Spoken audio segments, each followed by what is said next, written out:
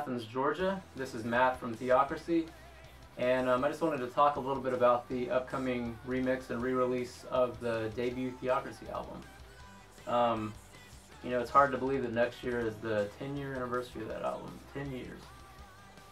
Things have changed quite a bit for us since it came out, of course. I mean, we've grown musically, we've grown obviously in terms of the size of the band, you know, from one member up to 5, and so it's really, you know, I mean, in some ways it doesn't seem that long ago, and in some ways it seems like it's a world away. And that being said, you know, there's a lot of people who have, you know, discovered us through Mirror of Souls or As the World Bleeds, who still haven't heard the record, and people are constantly asking us about it, on how to get it. You know, it's been out of print for quite a while, and so that was sort of the, you know, the genesis behind the idea of re-releasing it. But we didn't want to just put it out as is because the production was so bad.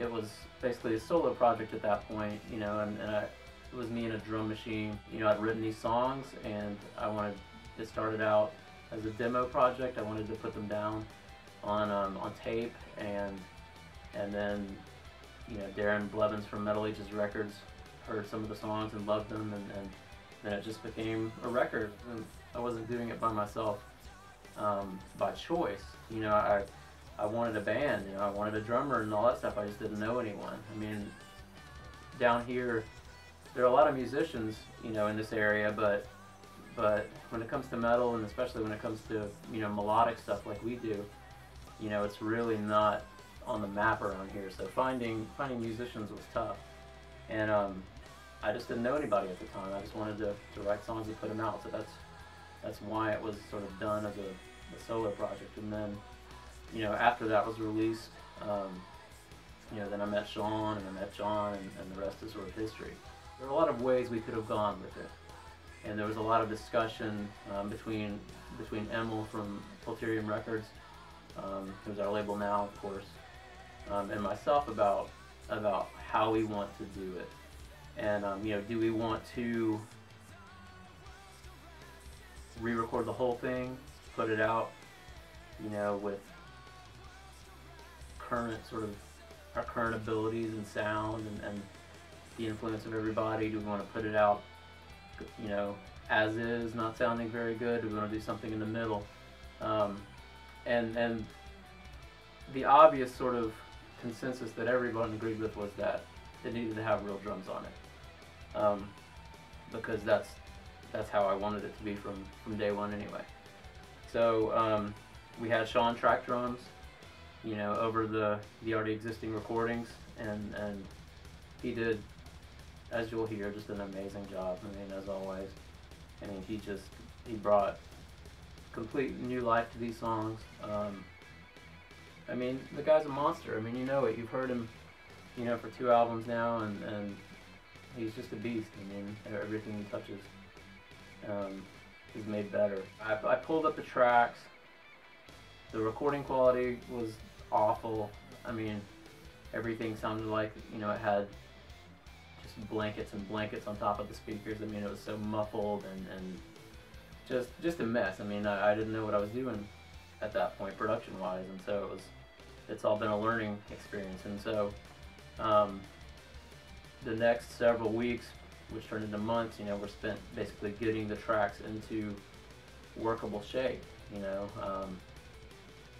just a lot of EQ, you know, and that kind of thing, just sort of getting the sound to something that I could work with, you know, something more malleable.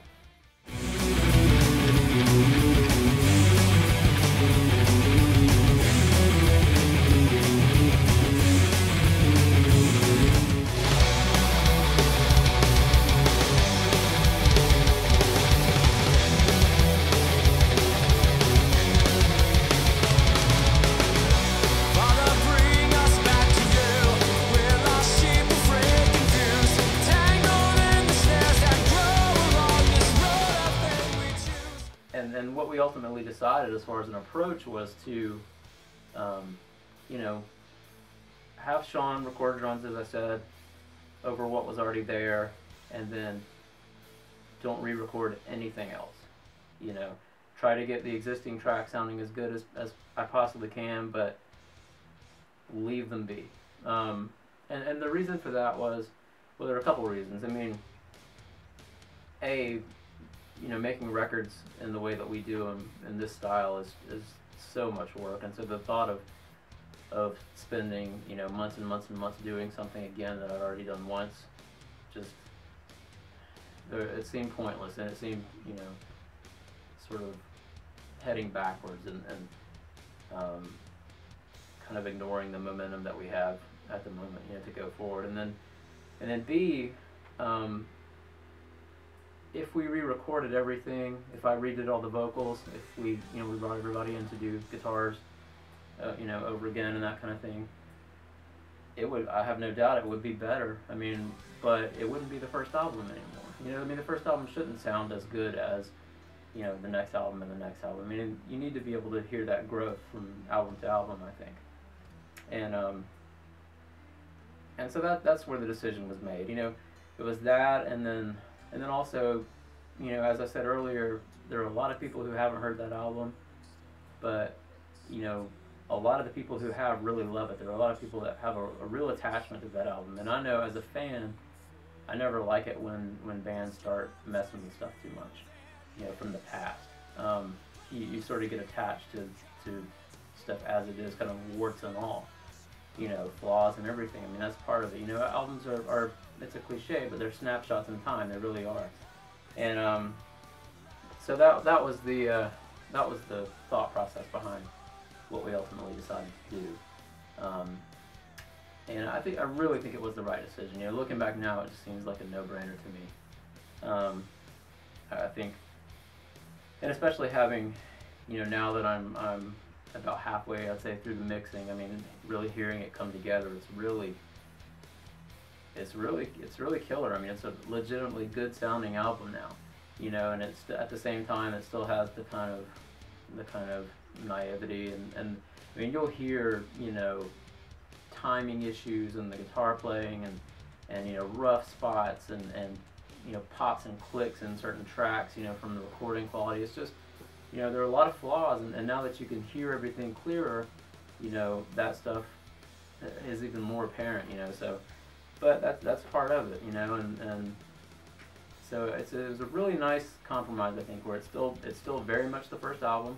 It's just the first album as I always wanted it to be presented, you know, with good production and real drums. And so I think you guys are really gonna dig it. I think hopefully we've landed somewhere where it's not, the people who have loved the album, I think will just go crazy over it, because, you know, we haven't changed any of the stuff that they loved about the album, but it just sounds really good now, and Sean took things to the next level. And then also people who haven't heard it, you know, it's not such a jump down from the sound that they're used to, that they won't be able to get into it, I think. You know, so I'm really stoked about it, man. I'm happy to, it's been fun to kind of revisit some of this stuff, you know, having not heard it for quite a while. And, you know, we've talked about maybe picking a couple songs and doing sort of, you know, circa 2012, you know, updated full band versions of them. You know, this is how we would approach it now, you know, and here's how we can make the song better with the talents of the entire lineup, you know, that kind of thing. And we may do that, you know, but I think it was the right decision to sort of leave things as they were and just try to put out a really good sounding version of what was already there, and then add Sean to it.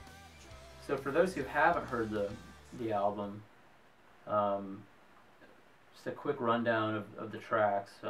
It opens with a prelude, which is just a short little orchestral piece that leads into the first song, Ichthus, and that's one that we've played tons and tons of times live now. It's just a scorching, fast power metal song. And the story of that song is based on sort of traditional history of the ichthus, which is the fish symbol, the Christian fish symbol that you see. And you know, tradition has it that sort of in the early church, you know, as they were being persecuted by the Romans, you know, that was sort of an identifying symbol for fellow believers to be able to recognize each other safely.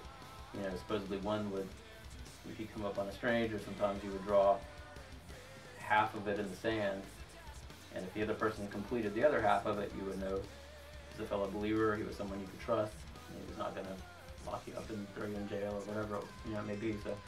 So that's what that song's about. And then we move on to the Serpent's Kiss, which is still one of my personal absolute favorite Theocracy songs.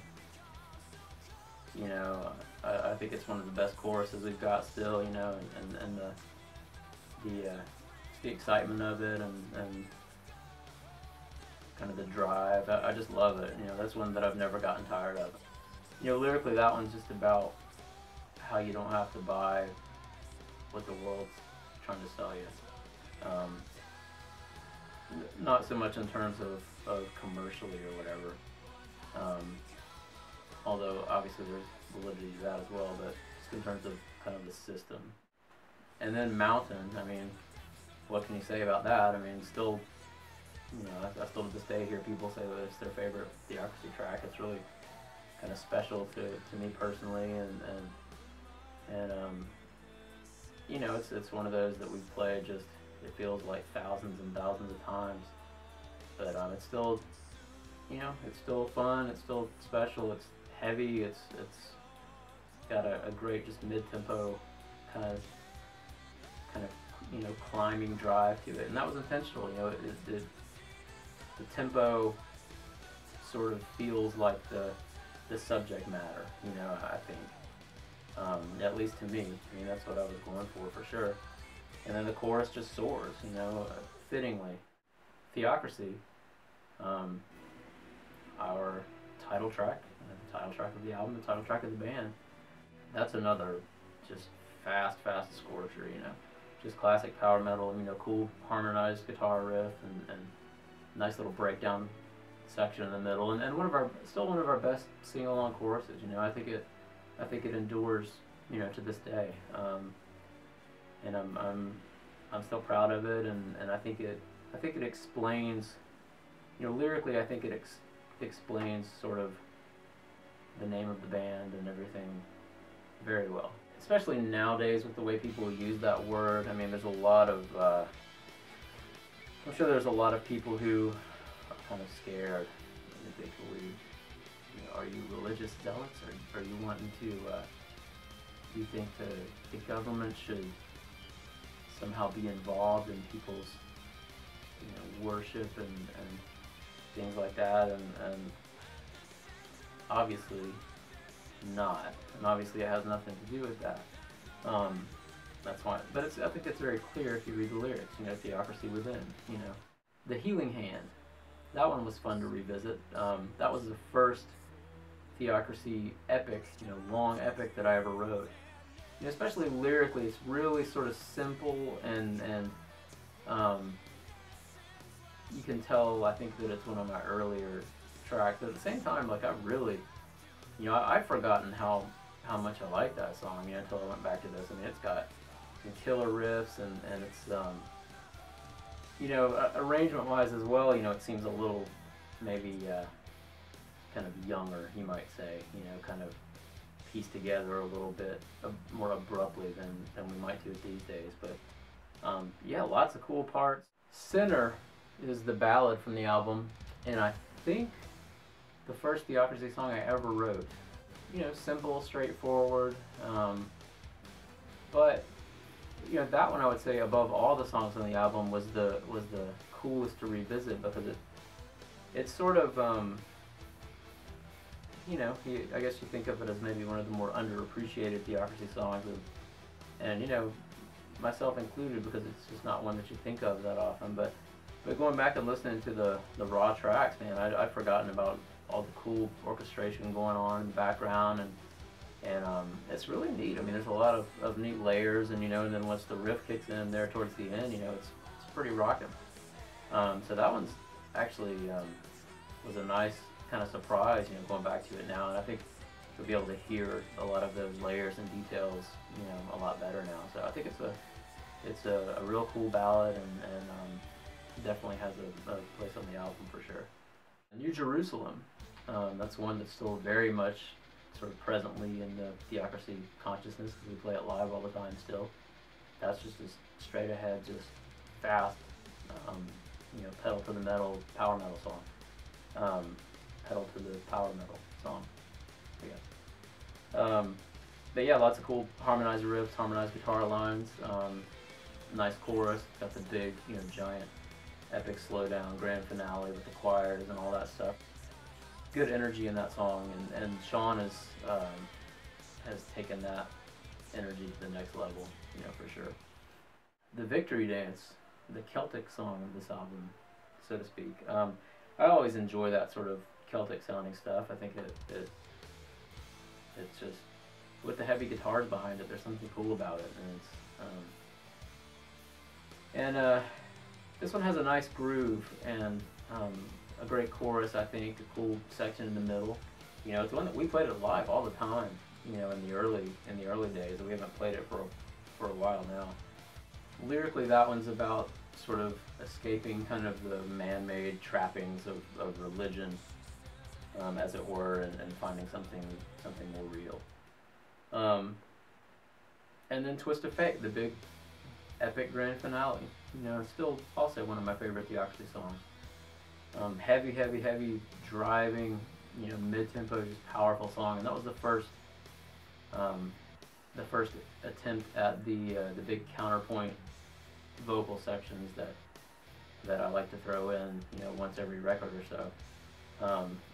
With all the different choirs and the different parts kind of going on at once and intertwining, and it ends the album on an epic note. So anyway, I'm gonna get back to work here. It's really coming along great. I think you guys are gonna love it. I can't wait for you to hear it. As always, thank you so much for everything that you do for us, for listening, for all the encouraging messages that you send at shows or online or anything. I mean, we appreciate it so much. I mean, we couldn't do what we do if it weren't for you guys, and I hope you know how much that means to us, and hope you continue to listen, and we'll continue to do our best for you. And definitely check this album out. Once it's released. If you haven't heard it, I think you'll enjoy it, and if there's something you already love, I think you'll love it even more. So God bless you guys, and thank you, and we'll see you soon.